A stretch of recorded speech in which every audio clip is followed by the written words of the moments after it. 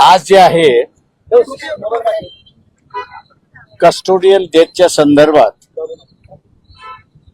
मॅजिस्ट्रेटने inquiry करावी एवढं एकच प्रावधान आहे.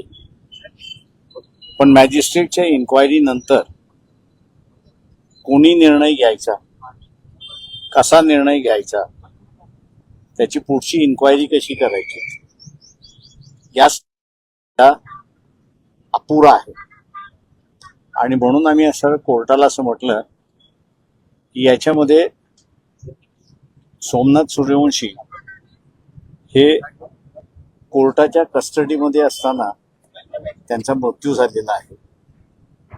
तेव्हा पुढची कारवाई जोपर्यंत असेंब्ली करत नाही किंवा पार्लमेंट करत नाही तोपर्यंत कोर्टाने नियमावली तयार करून त्याची पुढची कारवाई कशी झाली पाहिजे याची गाईडलाईन्स ले डाऊन करावं. त्या संदर्भात असं कोर्टाने मान्य केलं आणि 29ला हिअरिंगला ठेवलेलं आहे. शासनाला त्यांनी नोटीस काढलेली आहे का तिथे आम्ही असं SITची सुद्धा मागणी करतो की SIT नेमण्यात यावी. पण ही SIT सरकार नेमणार नाही तर कोर्ट नेमेल आणि ती कोर्टाच्या अंडर राहील असं आम्ही प्रेयर त्या ठिकाणी केलेलं आहे.